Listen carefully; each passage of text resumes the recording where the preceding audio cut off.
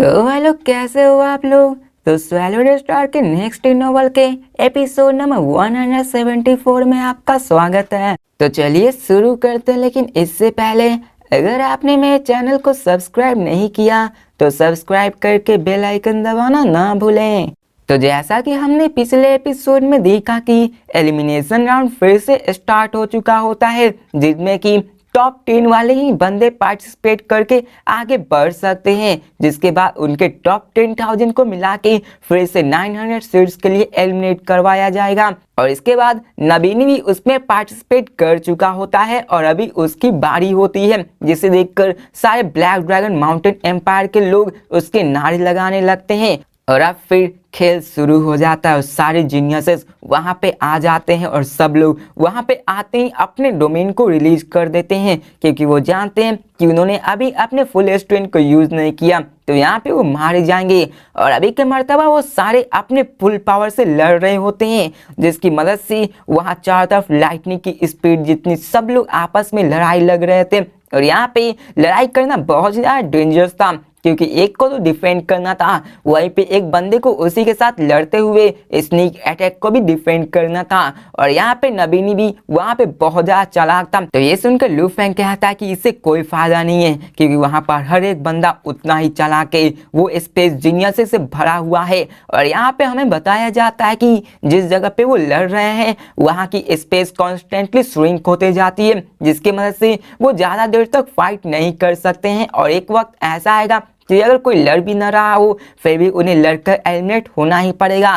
और अब फिर हमें दिखाया जाता है कि मरने की संख्या बढ़ने लगती है, 8, 14, 29, 36, जिसके कारण वो सारे 1 बिलियन ऑडियंस देखकर बहुत ज़्यादा ब्रेथ टेकिंग बन जाते हैं, जिसे देखकर सारे इंटेंस बैटल मौजूद हो जाते हैं। और यहाँ पे किसी की सांसें थम नहीं रही होती है और सब लोग उस इंटेंस बैटल को देख रहे होते हैं। और अब फिर हमें नबीनी को दिखाया जाता है, जो कि अपने 2 ब्लेड्स को लिए हुए होता है। वो अपने एक पावरफुल बंदे को डिफेंड कर रहा होता है, जो कि एक स्पिरिट वेपन होता है। और अब फिर नबीनी उस स्पिरिट वेयर से लड़ ही रहा होता है, लेकिन तभी वहाँ पे एक अनदर जीनियस उड़कर वहाँ पे उस पर अटैक करने लग जाता है। और हमें दिखाया जाता है कि नबीनी उसको कैसे भी करके उसे अपने ब्लेड से डॉज करने लगता है, लेकिन इसके कारण वो और भी ज़्यादा शॉक हो जाता है, क्योंकि जिस बंदे ने उस पर अटैक की होती है उसकी स्ट्रेंथ बहुत ज़्यादा स्ट्रांग होती है। और इसे देखकर वो भी शॉक होता है, लेकिन होता ये है कि वो बंदा जो उस पर अटैक करता है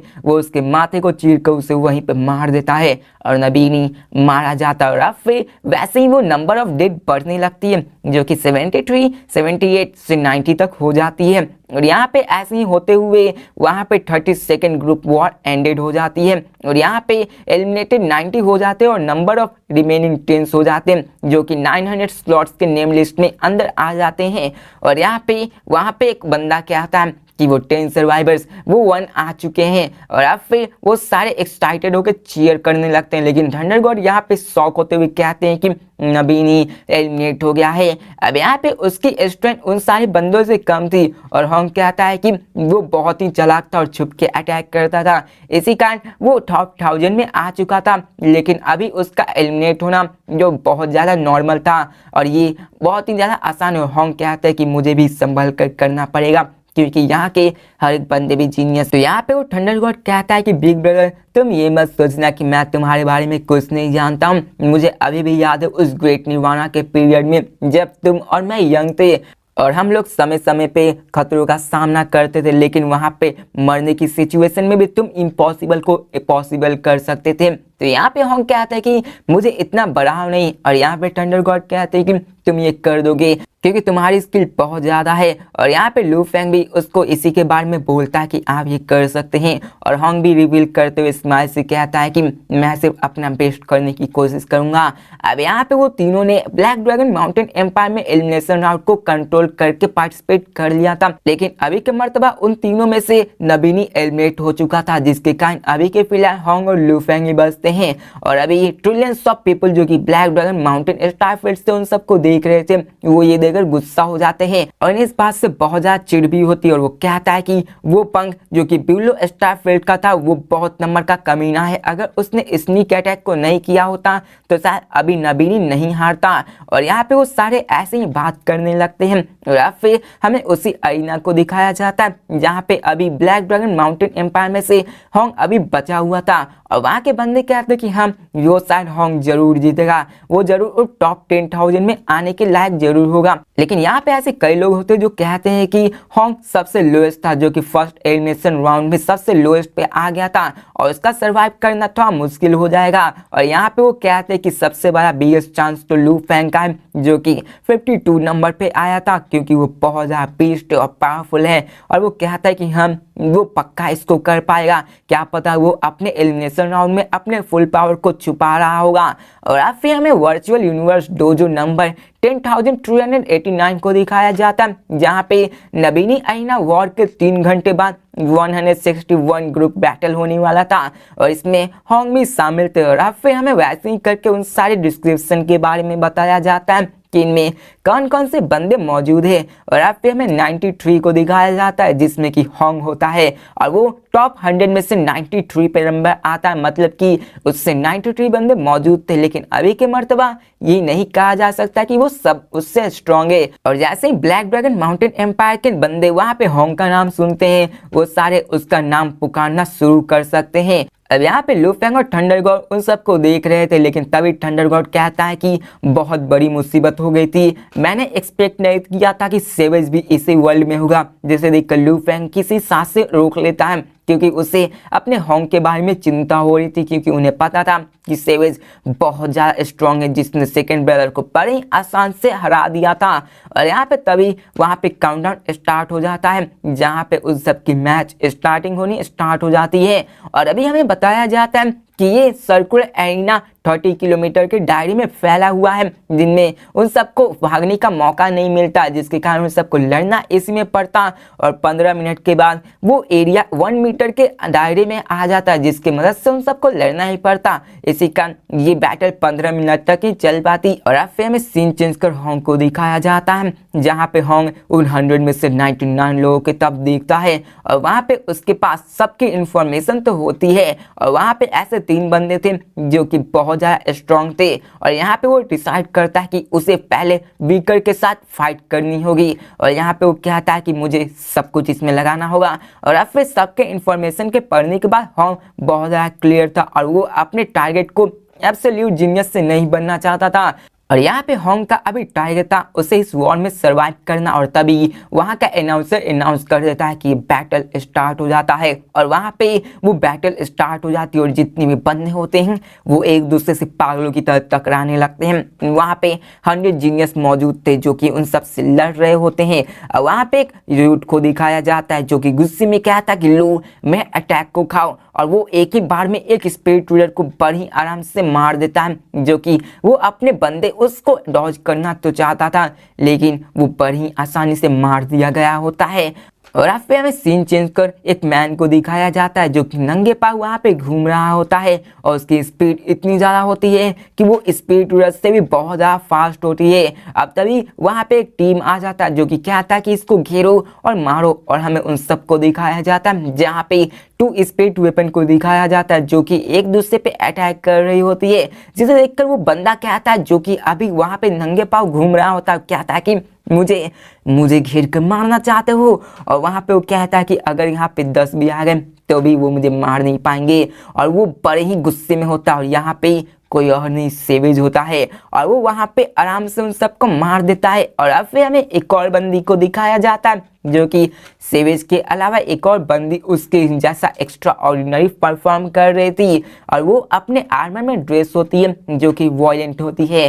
और यहाँ पे उसके फिगर से ही कोई बता सकता था कि वो एक्सट्रीमली सेक्सी और हॉट ब्यूटी थी, लेकिन यहाँ पे उसके ब्रूटैलिटी को देखकर कोई भी ये कह नहीं सकता था कि ये लेडी है। और फिर हमें वहाँ को दिखाया जाता है होंग को जहाँ पे वो भी एक जीनियस से फाइट कर रहा होता है जिसके सामने जितने भी जीनियस आते जाते होंग उन सबको मारते जाता और यहाँ पे होंग अभी तक सरवाइव कर रहा था और उसकी पाइक जो उसको यूज करता था, जिसे आपने सीरीज में देखा होगा, वो उसको लाइटिंग जैसी स्पीड से यूज कर रहा था और हम इन सबको मारते जा रहा होता है। और यहाँ पे होंग की डिफेंस बहुत ज़्यादा स्ट्रांग होती है, जिससे कि बहुत सारे स्पिरिट वेपन उसको तोड़ने की कोशिश करते हैं, लेकिन वो इसको भेज नहीं पाते और टाइम पास होने लगता है और मौत की संख्या 60, 61, 62 बढ़ने लगती है। लेकिन अभी के मर्तबा भी वहाँ पे वो एरिया श्रिंक होने लगता है, लेकिन अभी बैटल थमने का नाम ही नहीं ले रहा था। लेकिन तभी हमें दिखाया जाता है कि वो लेडी जो कि सबसे ज़्यादा स्ट्रांग थी, उसके बाद वो होंग की तरफ बढ़ जाती है। अब यहाँ पे हमें होंग को दिखाया जाता है जो कि अपने पाइक वेपन से सब पे अटैक कर रहा था, जो कि होंग बहुत ज़्यादा फ्लेक्सिबल था और उसकी टेक्निक भी बहुत ज़्यादा अच्छी थी, जिसे देखकर वो लेडी उसके तरफ आकर्षित हो जाती है और वो अपने ब्लेड्स को लेकर सीधे होंग की तरफ निकल जाती है और कहती है कि बंदे तुम मेरा अगला टारगेट होने वाले हो। और जब होंग जैसे ही उस लेडी को अपनी तरफ आते हुए देखता और कहता है कि ये अच्छा नहीं होता और उसके एक्सप्रेशन भी चेंज हो जाते हैं, क्योंकि होंग ने उस बैटल के दौरान ही ये कंक्लूजन निकाल लिया था कि यहाँ पे सेवेज जो कि सबसे ज़्यादा स्ट्रॉन्गेस्ट है, उसके जैसा ही यहाँ पे एक और बंदा है जो कि ये लेडी थी और यहाँ पे वो टॉप 3 में डेफिनेटली आ जाती है और अगर उससे लड़ना मतलब यहाँ पे मौत को बुलावा देना था। अब यहाँ पे हमें होंग को दिखाया जाता है जो कि अभी भी लड़ रहा होता है और वो लेडी होंग को देखती है, जिसको देखकर उसकी बॉडी में एक्साइटमेंट ही बढ़ जाता है और कहता है इंटरेस्टिंग इंटरेस्टिंग। और फिर वो अपने ब्लेड्स को लेके, अपने डांसिंग मूव को लेके वो उस पर अटैक कर देती है, जिसके अंदर से फॉर्मलेस रिवॉल्विंग एनर्जी निकल रही थी और ये देखकर होंग के भी एक्सप्रेशन चेंज हो जाते हैं और फिर वो उसके अटैक को डॉज करने लगता है अपने पाइक से और यहाँ पे उसके हर एक सिंगल ब्लो से टकराने के कारण वहाँ पे बहुत ज़्यादा आवाज़ निकल रही होती है और यहाँ पे उसकी जो बैटल होती है वहाँ पे बहुत ही फेयरसम होती है, जिसे देखकर वो होंग भी शॉक हो जाता है और अभी के मर्तबा वो लेडी अपने टॉइंट को वाटर फ्लो की तरह यूज कर रही होती है और अपने आर्क ब्लेड को बड़ी ही आसानी से उस पाइक पे अटैक कर रही थी, जिसे देखकर वो होंग भी शॉक हो जाता है और उसको अपने आप में सप्रेशन का महसूस होता है। लेकिन यहाँ पे होंग एस्केप भी नहीं कर सकता था और अब फिर होंग देखता है कि वो अपने comprehension of water origin law को अपने आप में मिलाने लगती है, जिसे देखकर होंग भी पैनिक करने लगता है और कहता है कि मैं बड़ी मुसीबत में आने वाला हूँ। हमें बताया जाता है कि एंशिएंट चाइनीज कल्चर बहुत ही ज़्यादा एम्फेसाइज थी इस 5 एलिमेंट्स, जिनमें कि gold, would, water, fire and earth हुआ करता था और इनमें होंग भी इन सब के बारे में पता था और होंग के पास अभी लाइट डोमेन मौजूद थी, जो कि वो क्लियरली इस लॉ ऑफ वाटर को समझ पाता था कि ये कितना ज़्यादा स्ट्रॉन्ग था और इसे पता था कि उसका मैच वो नहीं कर सकता था। अब यहाँ पे होंग कहता है कि अगर वो पानी की तरफ बहना चाहती है तो मुझे पत्थर की तरह स्ट्रांग होना पड़ेगा और अभी होंग भी दांत पीसते हुए वहाँ पे अपने पावर को रिलीज करता है और वहाँ पे वो उसकी पीक बहुत ज़्यादा इमिडिएटली रिलीज करने लगती है, जो कि बहुत ज़्यादा पावर रिलीज कर दी थी और ये ऐसा ही था जैसा कि कोई कछुआ अपने सेल से बाहर निकल रहा था, जिसे देखकर वो भी एक्सट्रीमली शॉक हो जाती है और यहाँ पे फिर से वो लेडी अपने वाटर ओरिजिन लॉ को इमर्ज करके उस पर अटैक कर देती है, जिसे देखकर होंग उसे कहता है कि ये इम्पॉसिबल है इसको ब्लॉक कर पाना और यहाँ पे होंग भी ये समझ जाता है कि ये अपने ओरिजिन लॉ की गेटवे पे आ चुकी है, जिसके कारण यहाँ पे यूजलेस हो गया था। अब यहाँ पे सब लोग बिलियंस ऑफ पीपल जो कि black dragon mountain empire Hong को देख रहे थे, वो भी होंग का नारा लगाने लगते हैं और सबको अभी फिक्र होती है होंग के बारे में। और अब फिर हमें virtual universe black dragon mountain island floating island को दिखाया जाता, जहाँ पे कई सारे यूनिवर्सल लेवल के मौजूद थे और वहाँ पे कई सारे विला में से एक लिविंग रूम को दिखाया जाता है, जहाँ पे एक आदमी जो कि अपने डार्क रेड रोब में बैठा होता है और उसके फोरहेड पे लाइटनिंग मार होती है और ये ब्लैक ड्रैगन माउंटेन एम्पायर के सेक्टर लॉर्ड पावरफुल बंदों में से एक था, जिसका नाम जियांग टियान चेन होता है और इसके बारे में आपने पहले ही देख रखा है। और अब फिर ये उस बंदे को देखता है और वो बंदा पूछता है कि ये ब्लैक क्लॉड प्लंक क्या ये ब्लैक ड्रैगन माउंटेन एम्पायर से है? और फिर हमें उसके बगल में एक ओल्ड मैन को दिखाया जाता है, जो बंदा वो बोलता है कि क्या ये बंदा जो कि ब्लैक क्लॉथ में है ये ब्लैक ड्रैगन माउंटेन एम्पायर से है। और अभी के मर्तबा वो ओल्ड मैन होंग में इंटरेस्टेड होता है और वो कहता है कि उसकी डोमेन उसको देखने से लग रहा है कि वो लेवल 6 पे है और यहाँ पे वो जीनियस बैटल में भी कर रहा है और अभी के मर्तबा उसको देखने पे ये पता चल रहा कि उसकी स्ट्रॉन्ग पाइक बहुत ज़्यादा स्ट्रॉन्ग है और वो अपने डोमेन को भी रिलीज कर पा रहा है। यहाँ तक कि उसकी 6 लेवल डोमेन भी उसके डोमेन लेवल 8 के साथ बराबरी कर पा रही थी। और यहाँ पे वहाँ का एक बंदा बोलता है कि हम ये तो है, लेकिन यहाँ पे डोमेन लेवल 8 7 से कोई मतलब नहीं है। जब तक वो बंदा अपने स्ट्रेंथ पे देखता है वो उन सबको सरपास कर पाता है। और यहाँ पे अगर बात करें कॉम्प्रिहेंशन ऑफ ओरिजिन लॉ की, तो इसकी मदद से सबके स्ट्रेंथ को डिटरमाइन किया जाता है। और यहाँ पे हमें बताया जाता है कि लू फैंग जैसे कि वो सोरिंग शटल को यूज करता है, लेकिन कंपेयर किया जाए नॉन-सन आर्मेट्स को तो उसकी पावर कंप्लीटली डिफरेंट हो जाती है, क्योंकि नॉन-सन आर्मेट्स वो अपने under comprehension of origin law को भरी हुई होती है, जिसके कारण सोरिंग शटल उसका मुकाबला नहीं कर सकता है, क्योंकि सोरिंग शटल में कोई भी ओरिजिन ऑफ लॉ को इन्फ्यूज नहीं किया जा सकता है। अब यहाँ पे टियान चान कहता है कि हाँ हेड जनरल ये हमारे एम्पायर से हैं, जिसे सुनकर वो ओल्ड मैन स्माइल करता है। और अब फिर हमें हेड जनरल के बारे में बताया जाता है कि ये एक टाइटल है, ये एक टाइटल है ब्लैक ड्रैगन माउंटेन एम्पायर की, जो कि किसी भी सेक्टर लॉर्ड को मिली हुई होती है। और ये 3X माउंटेन ऑर्गेनाइजेशन की होती है, जो कि लॉर्ड रैंक की जनरल होती है। और यहाँ पे 3X माउंटेन ऑर्गेनाइजेशन के 3 फाउंडर्स भी होते हैं, जहाँ पे यही 3 फाउंडर्स सिर्फ हेड कहलाने के लायक होते हैं। और हमें फिर उन तीनों फाउंडर्स के बारे में बताया जाता है कि 3X माउंटेन यहाँ पे ये 4 बड़े ऑर्गेनाइजेशन में ब्लैक ड्रैगन माउंटेन स्टारफील्ड में से हैं, जिनमें कि यहाँ पे अगर बात करें सैक्रोलैंड ब्लैक ड्रैगन माउंटेन और आइस लेवियाटन स्कैटरलैंड की, तो वो भी इससे पंगा नहीं लेना चाहते हैं, क्योंकि यहाँ पे 3X माउंटेन के फाउंडिंग मेंबर जो कि 3 बंदे हैं वो बहुत ज़्यादा स्ट्रॉन्ग है। और यहाँ पे हमें उन सब के बारे में बताया जाता है कि जब ये लोग यंग थे तो ये लोग अपने डोमेन लॉर्ड में ही ह्यूज एक्स के टाइटल से नवाजित किए गए थे। और यहाँ पे हमें बताया जाता है कि एक डोमेन लॉर्ड जिसके पास ह्यूज एक्स वॉरियर्स का टाइटल हुआ करता है वो बहुत बहुत ज़्यादा रेयर हुआ। यहाँ तक कि अगर बात करें किसी भी universal level huge x titles थे तो वो उससे 10,000 गुना ज़्यादा रेयर माना जाता है। और यहाँ पे वो तीनों के बारे में बताया जाता है कि ये तीनों अलग अलग स्टार फील्ड से आए हुए थे और ये बहुत ज़्यादा स्ट्रॉन्ग थे और इन्होंने कई सारे लाइफ एंड डेथ को मिला के इन सब में इतना हासिल मुकाम किया था। और इसके बाद वो तीनों फ्रेंड बन चुके थे और इन्हीं के बाद इन तीनों ने मिलकर title of huge x warriors को मिला के एक ऑर्गेनाइजेशन बना जिसे कि 3X माउंटेन कहते हैं। और यहाँ पे इसमें 2 मेन और 1 वुमेन हुआ करती थी और इनके नाम लेमेंट, मॉली और लुओ हुआ करता था। अब यहाँ पे लुओ फैंग नहीं है। अब यहाँ पे वो ग्रुप के बारे में बताया जाता है कि लेमेंट और मॉली दोनों अनडाइंग बीइंग बन गए थे। और हमें फिर बताया जाता है कि लुओ जो कि लेजेंडरी वॉरियर था ब्लैक ड्रैगन माउंटेन एम्पायर से, वो भी अभी सेक्टर लॉर्ड में ही फंसा हुआ था, लेकिन फिर भी वो अपने सेक्टर लॉर्ड के बंदों में इनविंसिबल माना जाता कि उसको कोई भी सेक्टर लॉर्ड का बंदा हरा नहीं सकता था। लेकिन वहीं पे अगर बात करें तो 1 लाख सालों में वो कहीं पे गायब हो गया है ब्लैक ड्रैगन माउंटेन स्टारफील्ड में और उसे कभी भी किसी ने नहीं देखा हुआ था। यहाँ पे किसी को पता भी नहीं था कि थर्ड फाउंडर वो एक्चुअली जिंदा है या फिर मर गया है। अब यहाँ पे वो हेड जनरल फिर से कहता है कि क्या वो सच में ब्लैक ड्रैगन माउंटेन स्टारफील्ड से है,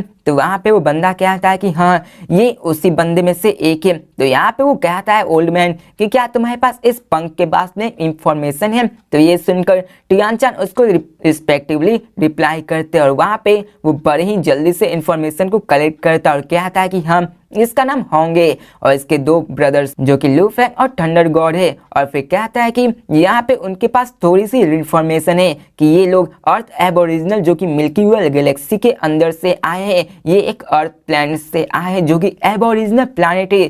तो ये सुनकर उस ओल्ड मैन की आंखें भी शॉक हो जाती है कि क्या एक एबोरिजिनल प्लैनेट से यहाँ से आया है। तो टियान चैन कहता है कि हाँ ये लोग 3X माउंटेन इंफॉर्मेशन डिपार्टमेंट से ही लिया गया है। और फिर वो कहता है कि होंग, लू फैंग, थंडर गॉड इन तीनों ने जीनियस बैटल के अंदर पार्टिसिपेट किया था और यहाँ पे सबसे ज्यादा आउटस्टैंडिंग होंग नहीं लू फैंग है। तो ये सुनकर वो ओल्ड मैन शॉक हो जाता है, क्या यहाँ पे एक और बंदा जो कि होंग से भी ज्यादा आउटस्टैंडिंग है। तो वो बंदा कहता है कि हाँ थंडर गॉड एक्चुअली 5128 रैंक पे आए थे एलिमिनेशन राउंड में। वहीं में बात करें होंग की तो उसकी रैंक 982 थी, लेकिन वहीं पे लू फैंग तो उसकी रैंक 51 थी। तो ये सुनकर वो भी शॉक हो जाता है और अब फिर वो उस ब्रॉडकास्टिंग एरिना की तरफ देखने लगता है जहाँ पे वो कहता है कि ये होंग इसने क्रिटिकल टाइम में ही अपने ब्रेक थ्रू कर लिया है और उसने अपने डोमेन को 6 से 7 लेवल में ले गया है। जिसके कारण उस लेडी को भी अपनी पूरी स्ट्रेंथ को रिलीज करना पड़ रहा है। और वो कहता है कि यहाँ पे पावरफुल टेक्निक जो कि blade technique continuous on unrelating heavy और पावरफुल थी, जिसे देखकर ऐसा लगता है कि होंग उसे ज़्यादा देर तक वेट स्टैंड नहीं कर पाएगा। और वहाँ पे वो कहता है कि वो अब मारा जाएगा।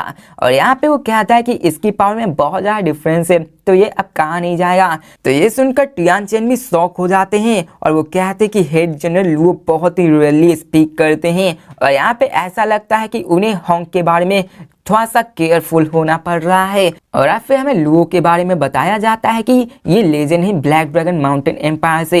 यहाँ तक कि 2 सेक्रेड लैंड जो कि black dragon mountain empire ice leviathan वो भी गॉड लीडर मानते, वो भी लुओ के सामने। अब यहाँ पे लुओ के पास 2 लाइफ एंड डेथ बॉडीज थे जो कि अनडाइंग पे मौजूद थे। और अगर बात करें टियानचिन जो कि मोस्ट रिपीटेशन है ब्लैक ड्रैगन माउंटेन एम्पायर का सेक्टर लॉर्ड बंदे में, वो भी इनके सामने झुक के रहता क्योंकि उन्हें पता था कि ये इनविंसिबल है अपने इस लेवल में। अब यहाँ पे फिर से हमें उसी बैटल पे सीन दिखाया जाता है जहाँ पे हमें 161 ग्रुप का बैटल एरिना दिखाया जाता है, जहाँ पे सारे लोग उस फाइट को देख रहे थे। और अभी के मर्तबा होंग अपनी बॉडी को हेल्पलेस महसूस कर रहा था और थंडर गॉड भी कहते हैं कि वो हारा जाएगा। तो लू फेंग कहता है कि ऐसा दुख मत हो, उसका ओपोनेंट बहुत ज़्यादा स्ट्रॉन्ग था क्योंकि उसके पास ओरिजिन लॉ थी जिसके कारण वो एब्सोल्यूट वॉरियर्स बन सकता था।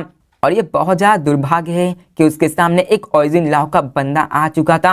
अब होंग बहुत ही अच्छा कर रहा था क्योंकि वो टॉप 20 में आ चुका था, लेकिन होंग उस लेडी वॉरियर के अल्टीमेट मूव के द्वारा हारा गया, जिसके कारण लू फेंग फिर खड़ा होता और कहता कि चलो घर चलते हैं। और अब फिर वहाँ पे हमें थंडर गॉड होंग को दिखाया जाता है जो कि वहाँ से निकल जाता और थंडर गॉड कहता है कि थर्डी अब सिर्फ तुम ही बचे हो। और यहाँ पे तू कहता है कि तुम्हें डेफिनेटली विन करना होगा। और अब फिर हमें सारे लोगों को दिखाया जाता है जहाँ पे वो देखते हैं कि होंग हारा जा चुका है। वो सब बात करने लगते हैं कि होंग हारा जा चुका है, लेकिन अभी उन्हें पता था कि उनकी आखिरी उम्मीद लू फेंग ही है। और उन्हें पता था कि लू फेंग 51 रैंक पे आया गया था, जिसके कारण वो शायद इस एलिमिनेशन राउंड को भी पास कर सके। और उसके पास एक ही चांस था कि वो अपने ब्लैक ड्रैगन माउंटेन एम्पायर का सर ऊपर कर सके। और उन सबको लू फेंग पे पूरा होप छोड़ा हुआ था। और अब फिर लू फेंग का मैच अगले दिन होने वाला था। लू फेंग कहता है कि मैंने कल का टिकट पहले ही खरीद रखा है। लू फेंग वहाँ पे सबको मारने वाला था। और अब फिर लू फेंग ही सबकी आशा बन के रह चुका था। और अब फिर सीन चेंज कर होंग को दिखाया जाता है जहाँ पे वो लू फेंग को कहता है कि मैं हार गया हूँ, लेकिन तुम्हें बहुत ही हार्ड वर्क करना होगा। और यहाँ पे थंडर गॉड भी कहता है कि हाँ तुम्हें इसे करना ही होगा। और वहाँ पे लिटिल आई जो कि लू फेंग का सन होता है वो कहता है कि मैं यहाँ तक अपने वर्चुअल गेम्स में इतने ज़्यादा हाईएस्ट रैंक पे आ चुका था, तो मेरे डैडी तो इतने ज़्यादा स्ट्रॉन्ग है, तो वो इस गानू यूनिवर्स में बहुत ही स्ट्रॉन्ग और पक्का जीतेंगे। तो ये सुनकर लू फेंग भी कहता है कि हाँ तुम्हारे डैडी जरूर जीतेंगे। और अब फिर हमें लू फेंग को दिखाया जाता है जो कि अभी स्काई क्रैपर्स पे मौजूद होता है और वो एक जगह पे मौजूद होता है। और अभी का मर्तबा लू फेंग अपने पावर को बिल्कुल भी सप्रेस नहीं किए हुए था, जिसके मदद से वहाँ जितने भी वाइल्डनेस एरिया में जितने भी लोग होते हैं, जितने भी बीस्ट होते हैं, वो लू फेंग के पास आने की हिम्मत नहीं कर रहे। तो लू फेंग वहाँ पे आराम से बालकनी में बैठ जाता है। और अभी के मर्तबा लू फेंग अपने मेंटल स्टेट को कंट्रोल कर रहा था और वो कहता है कि यहाँ पे अभी मेरे ब्रदर्स ने जो कहा है। और यहाँ पे लू फेंग कहता है कि मेरे फर्स्ट एंड सेकंड ब्रदर ने कहा है कि हमें अपने मेंटल स्टेट को काबू करना चाहिए और यहाँ पे अपने माइंड को भी ट्रेनिंग करना बहुत ज़्यादा इम्पॉर्टेंट है। और अब फिर हमें बताया जाता है कि रेज में एक्सप्लोड करना ये कभी कभी तो फायदेमंद होता है, जो कि अपने लिमिट्स को ब्रेक करके बहुत ज़्यादा स्ट्रेंथ को देता है, लेकिन इससे कईयों की जान भी चली जाती है। और इसी को करने के लिए हमें मेंटल स्ट्रेंथ को काबू करना चाहता है। और यहाँ पे वो कहता है कि भाइयों के अकॉर्डिंग के अनुसार यहाँ पे उन्होंने अपने डोमेन्स को सिर्फ स्टार लेवल में ही पा लिया था, जो कि उनके मेंटल स्ट्रेंथ के कारण ही हुआ था। और यहाँ पे वो कहता है कि थंडर गॉड उन्होंने इंस्टेंट और इंटर किया था एब्सोल्यूट पीस में, जिसके बाद उनको ये मिली थी। और यहाँ पे होंग भी बताया था कि वो एक ही बार में कंप्लीटली वॉइड में चले गए थे, जहाँ पे उन्हें और एक सेंस हो रहा था, जिसके कारण उन्हें डोमेन मिली और वो अपने ग्रेटर स्ट्रेंथ को अनलीज कर पाए हैं। और अभी हमें बताया जाता है कि थंडर गॉड और होंग उन्होंने डिकेड्स तक ट्रेनिंग की अपने आप के मेंटल स्ट्रेंथ को काम करने के लिए। और यहाँ पे लू फेंग वो इसको नहीं कर पाया था क्योंकि अभी उसको करने के लिए अपने माइंड और सोल को एम्प्टी करना पड़ता। लेकिन अभी के मर्तबा लू फेंग गोल्डन हॉर्न बीस्ट के ब्लड लाइन के साथ इन्फ्लुएंस हुए था, जिसकी मदद से उसके अंदर सिर्फ किलिंग इंटेंट ही भरा पड़ा था और यहाँ पे वो उसके बोन्स के डीप में भी जा चुका था। और यहाँ पे फिर लू फेंग कहता है कि हम सेकंड ब्रदर सही कहे थे, हमारे पास इस रेज को लेके हम इसको अपने माइंड को प्यूरिफाई नहीं कर सकते हैं। और वो कहता है कि जब ये होगा वो खुद से खुद हो जाएगा। और वो कहता है कि जब ये टाइम होगा रेज करने का तो मैं गुस्सा करूँ। और तभी वहाँ पे बबाता आती है, वो कहती है लू फेंग तुम्हें अब वर्चुअल यूनिवर्स में जाना होगा, तुम्हारा मैच स्टार्ट होने वाला है। अब लू फेंग को वहाँ पर देखकर बबाता को उसमें कुछ अलग महसूस हो रहा होता है, जिसे देखकर वो कहती है कि लू फेंग क्या तुम्हारा मेडिटेशन कुछ काम आया। तो ये सुनकर लू फेंग उसका जवाब नहीं देता है और वो सीधे वर्चुअल यूनिवर्स में कनेक्ट हो जाता है। और फिर में सीन चेंज कर वर्चुअल यूनिवर्स को दिखाया जाता है, जहाँ पे आइलैंड नंबर 29,109 वहाँ पे कई सारे रूम्स जीनियस बैठे हुए थे और वो सारे उसी स्लाउटर में जाने के लिए मौजूद थे। और वहाँ पे फिर हमें black hair man grey armour में दिखाया जाता है, जो कि उसी प्रिपरेशन रूम में आ जाता है। और वहाँ पे कई सारे जीनियस भरे हुए होते हैं। लू फेंग वही में आ जाता है, वहाँ पे एक जाके वो आराम से शांति से एक सीट पे जाके बैठ जाता है। और फिर हमें वहाँ कई सारे जीनियस को दिखाया जाता है, जो कि वहाँ के प्रिपरेशन रूम में आने जाने लगते हैं और वो सारे इसी जीनियस स्टाफ फील्ड के मौजूद होते हैं और उन सबकी अपीयरेंस बहुत ज़्यादा स्ट्रेंज होती है। और अभी के मर्तबा वहाँ पे एक बंदा आता है जिसका नाम पुस्किन होता है और उसके बगल में एक और बंदा होता है जिसका नाम जेनिली होता है। और वहाँ पे वो लोग उसी रूम में आ जाते हैं, जिसे देखकर लू फेंग भी उनकी तरफ देखता है। उनमें से एक बंदा वो लंबा और स्टर्डी था और उसके चेहरे पे गोल्डन फर था और वो एक जायंट एप मैन की तरह दिख रहा था और उसके पास ग्लोइंग गोल्डन हेयर होता है। और अभी की मर्तबा उसकी ह्यूज फेस्ट को दिखाया जाता है, जिसकी मुक्का ही एक जायंट हैमर्स की तरह दिख रहा था। अब लू फेंग अपने माइंड में उन सारी इंफॉर्मेशन को निकालने लगता है जो कि उसे एम्पर के द्वारा दिए गए थे और वो देखता है पुस्किन। अब यहाँ पे पुस्किन के बारे में पता चलता है कि वो एब्सोल्यूट जीनियस से गानो यूनिवर्स कंट्री के इम्पेरियल फैमिली से और उन्होंने इसको न्यूचर किया था। और यहाँ पे वो टॉप 1000 में रैंक 9 को लाया था 89th वर्ल्ड में। और अब फिर वो जेनली की तरफ देखता है, जिसके बारे में उसके पास कोई भी इंफॉर्मेशन नहीं होता है और जेनली भी वो भी ऐप टाइप होता है। अभी के मर्तबा जेनली पुस्किन वहाँ पे आ जाते हैं और वो जाके अपने सीट पे जाके बैठ जाते हैं और जेनली के एक्सप्रेशन ऐसे ही होते हैं जैसे कि नाला इंसान के थे। और अब फिर वहाँ पे पुस्किन वहाँ पे बैठ जाता है, जो कि लू फेंग के चेयर के बगल में ही होता है। और अभी की मर्तबा पुस्किन बहुत ही बड़ा था, जो कि 6 से 7 सीट को आराम से हैंडल कर पा रहा था।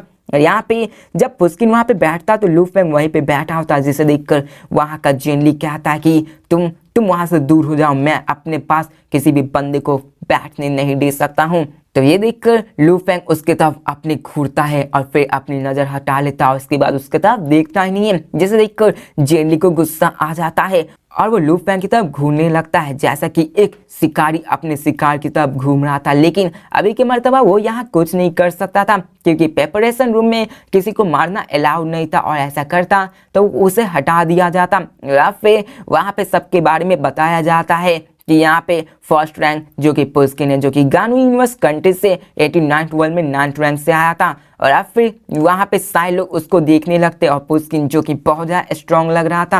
और अब फिर हमें सेकंड को दिखाया जाता है, जो और कोई नहीं जेनली होता है। और 5th नंबर पे होता है लू फेंग, जो कि ब्लैक ड्रैगन माउंटेन एम्पायर से होता है। और अभी की मर्तबा सारों के बारे में वहाँ पे बता दिया जाता है और इसी के साथ उन सब की मैच भी स्टार्ट होने वाली थी। तो भाई लोग इसी के साथ ये वीडियो भी खत्म होती है। तो मिलते हैं नेक्स्ट वीडियो में और देखते कि पुस्किन और जेनसिल उन्होंने लू फेंग को ऑफेंड कर दिया है। और यहाँ पे पुस्किन और जेनसिल वो दोनों रैंक 1 और 2 पे थे। क्या लू फेंग उन सबसे जीत पाता या फिर नहीं, या फिर लू फेंग को उन दोनों पे भारी पड़ना पड़ता है? क्या होने वाले आगे? क्या लू फेंग को उन दोनों को ऑफेंड करना उन पे भारी पड़ने वाला है? तो मिलते हैं नेक्स्ट वीडियो में, तब तक के लिए बाय।